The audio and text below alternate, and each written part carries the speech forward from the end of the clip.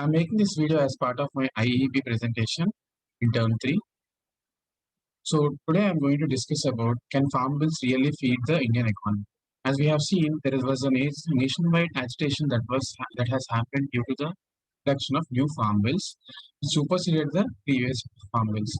So let us dive deep into what are these farm bills and how it is impacting the agricultural practices that are previous compared to the previous ones, and how it is feeding the Indian economy and its pros and cons. Agriculture plays an important part in India's economy, and at present, it is among the top two farm producers in the world. This sector provides approximately 42% of the total number of jobs in India, and it contributes around 15% to the GDP. India has since long back, has been an agrarian economy, and it's slowly its GDP is shrinking. Its contribution towards the GDP is shrinking. That is like previously it is used to be 54% according to NSSA. Now it is around 15%. So there are multiple reasons because of this. Uh, it is due to COVID-19 pandemic as well. It has severely affected all the sectors, and like especially agriculture, because uh, the agriculture sector took a deep hit because in the rural areas lack of facilities has made this happen. Recently, the Union government passed three agri bills to replace the three ordinances that were enacted during COVID-19 lockdown. These three bills are expected to bring drastic changes to the agrarian context and help Indian farmers. But this is the perception of the analysts. But when it comes down to agricultural laborers or farmers, it's been the other way. Contrary to what these executives are telling, farmers believe that the opportunity for them to generate revenue and profit from their produce is uh, is bad due to these policies.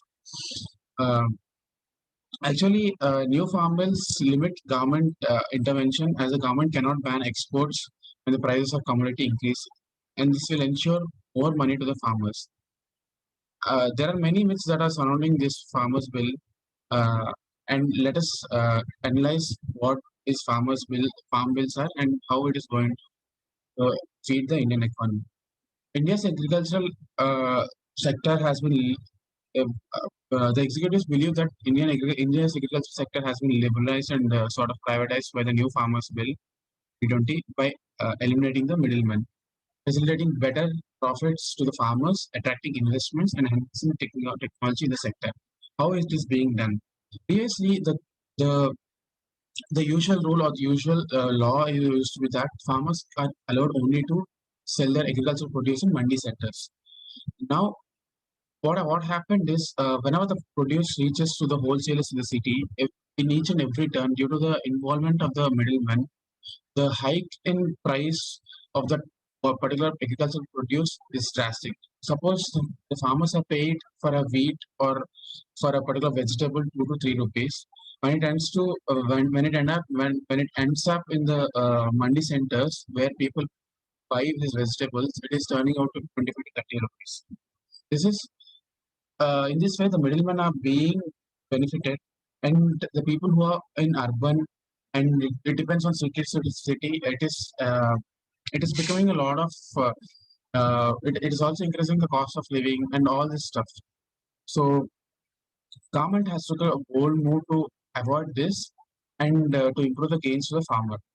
The main provisions that are included in this farmers produce trade and commerce are the farmers now can experience a lot of freedom because they have an option to sell and purchase this agri produce anywhere. It would enable barrier-free interstate and intrastate trade and business outside the fiscal boundaries of markets. The farmers will not have to pay any tax for sale of their produce, and will not have to pay for uh, transportation costs. And like an electronic trading platform has also been proposed for ensuring a seamless trade electronically.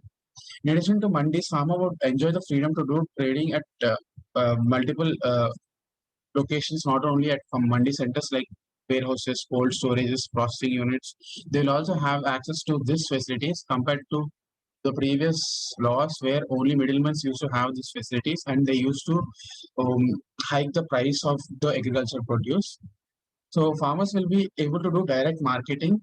Suppose a farmer who produces apples in Kashmir can sell his produce directly to a person, or he can directly tie up to a private company and can gain his own profit by eliminating the middleman over here.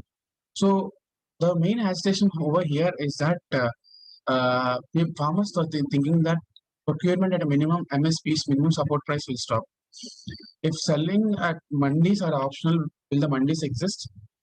What will happen to the government electronic trading platform like ENAM, electronic trading platform? And these are the points that opposition parties are debating about.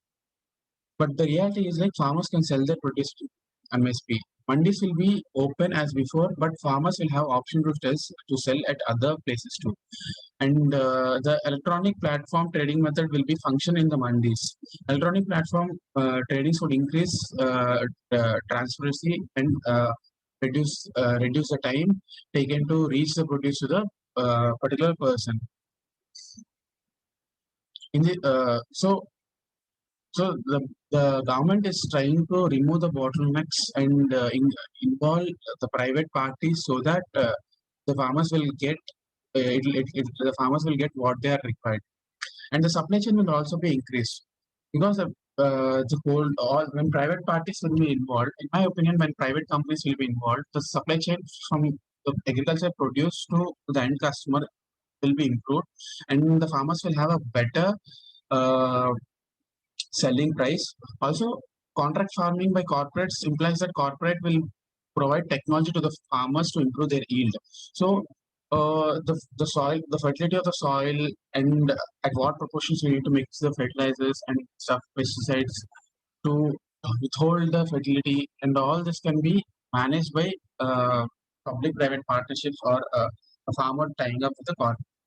Yes, I believe that it will be a boon to the economy because it will remove all the bottlenecks and loopholes, and many experts and many experts who are involved in this agro business will be involved, and they will genuinely help farmers, and it will generate a lot of revenues for them and as to the company because it has 58% of jobs. Unemployment prices will also be reduced, and India has to go back to the agrarian economy and should showcase to the world that it is the best among the rest of the world.